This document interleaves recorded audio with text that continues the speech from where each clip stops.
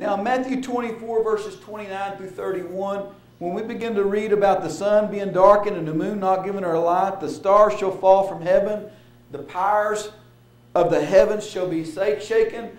This is the representation of Israel's government. Back to Joseph's dream one more time. When he dreamed that the stars would bow down to him, Joseph said, "What do you mean? Me and your brothers will come in and bow down to you?" Because this is what represented their government. And as Jesus says that the sun will be darkened, He's saying that no longer will the light of God shine upon the old covenant system any longer.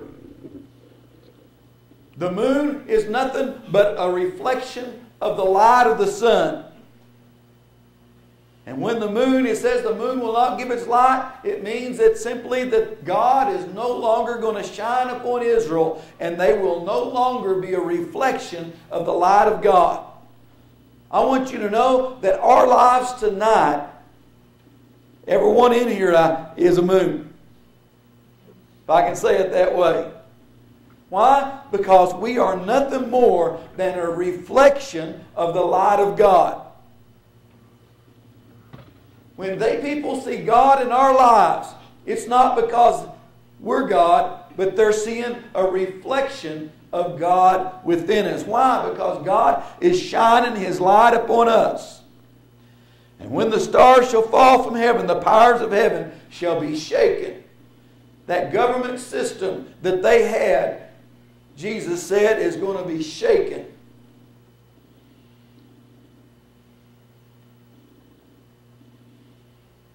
They shall see the Son of Man coming in the clouds of heaven with power and great glory. Don't forget, Jesus told the high priest before He was crucified, He said, "Ye shall see the Son of Man coming in the clouds and sitting on the right hand of God." The high priest was to see these things take place. And then He goes on to say, He shall send His angels with a great sound of a trumpet. That seventh trumpet. And they shall gather His elect from the four winds, and from one end of heaven to the other. This is what the Old Testament prophets prayed about. Lord, just wait, let me wait until this judgment has come upon Jerusalem. Then there's the Feast of Atonement. The high priest made atonement for himself and the people by bringing the blood of sacrifice into the holies of holies. This sacrifice never remitted the sin of the people. It, in a sense, pushed the iniquity ahead another year until Messiah would come.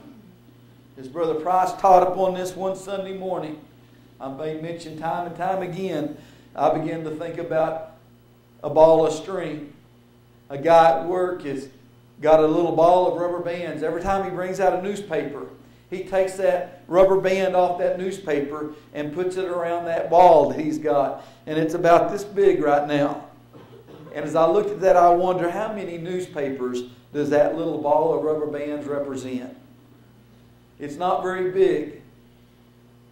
But I couldn't help but wonder how many rubber bands does that ball of rubber bands represent. And this is what happened as they would make sacrifice. It would simply roll the sin ahead one more year. Never would the sacrifice ever forgive sin. It pushed it ahead one more year. And it was only until the Messiah would come would their sins ever be forgiven. If they had obeyed that old covenant system and went by the law and made the sacrifices, they successfully pushed their sins ahead one more year, and they pushed it to the cross. The focal point of the entire Bible is the cross. From the very first chapter to the very last chapter, it all focuses to the cross of Jesus Christ. Hebrews chapter 10 verses 1 through 4 talks about the law was nothing more than a shadow of that which was to come. It was nothing more than a shadow. Biblical imagery, an object lesson. Many of y'all have had object lessons where people have used an object to talk about something. And the law was nothing more than an object lesson, a shadow. It wasn't the real thing.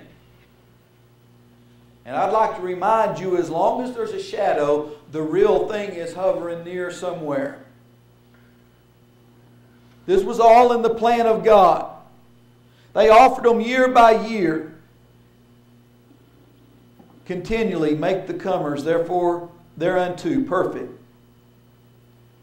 If it would have made them perfect, in Hebrews 1 and 4, we find that they would have ceased to have made the sacrifices. There wouldn't have been no need to make them next year if the sacrifices had worked this year. If they would have done away with sin this year, there would have been no sense in making them the next year.